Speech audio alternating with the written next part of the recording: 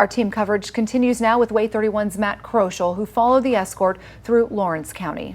He's live along Highway 20. And Matt, you spoke to a police officer there who said paying respect was the most important thing he could do today.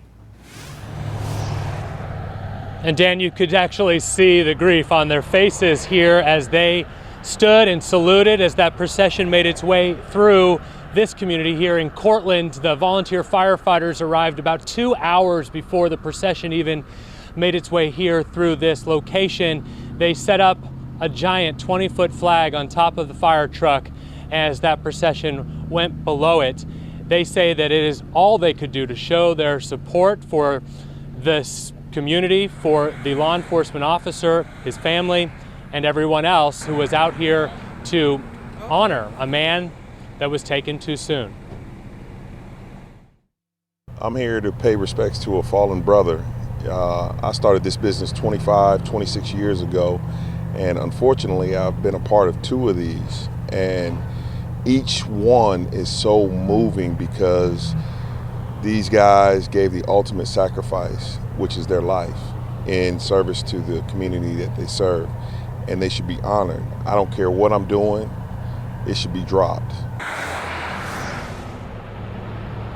The respect from drivers that were even out here didn't really even know what was going on as they pulled over to the side of the road as this procession made its way through was seen.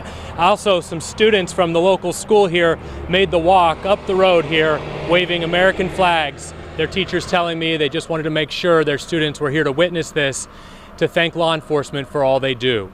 Reporting live in Cortland, Matt Kroschel, Way 31 News. Thanks, Matt. We know Sergeant Risner's body started the day at UAB Hospital.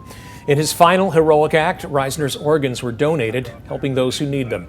The body was taken then to Huntsville for an autopsy. People lined the streets as Sergeant Risner made his way home to the Shoals. We continue our team coverage now with Way 31's Olivia Schuler. She joins us live at Williams Funeral Home this afternoon, where his body arrived just minutes ago. Olivia?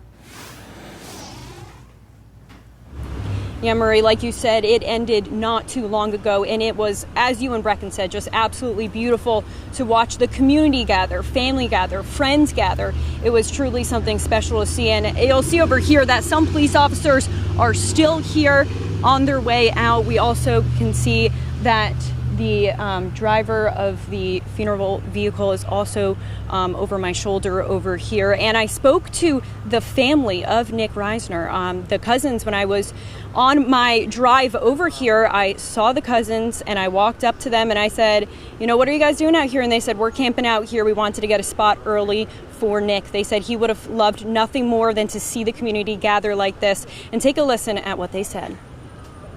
Just here to pay our respects for Nick. Our whole family has come together in his passing. He was in the Army. My dad was also in the Army, Billy Risner. A cousin that we all loved, very close, very respected, and he's going to be really missed.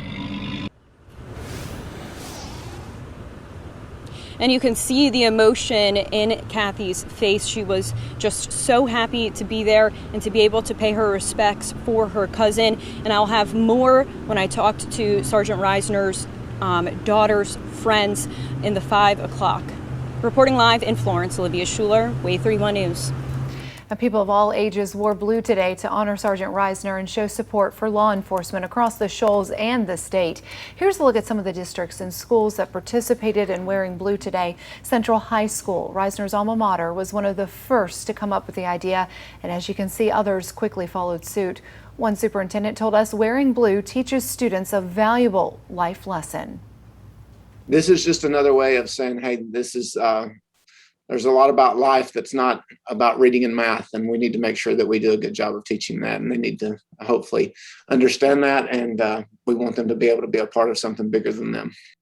The Russellville City School District's collecting donations for Sergeant Risner and his family all week long. As we've shown you all afternoon, the support travels far beyond the school walls and far beyond that procession home. Many people are lighting the front of their homes with blue lights. Project Blue Light is a nationwide recognition of those officers who made the ultimate sacrifice. We are learning more this afternoon about Sergeant Risner's suspected killer. The Alabama Board of Pardons and Paroles told us they denied Brian Martin parole in 2015. A year later, his sentence ended. Basically, Martin was out because of the good time served law. It says the Department of Corrections can knock off 75 days for every 30 served with good behavior. Because of that, Martin completed what would have been a 10-year sentence after just 3 years, 2 months, 6 years and 10 months early. You can count on Way 31 to investigate how Martin was out and what laws need to change, perhaps, to stop this from happening again.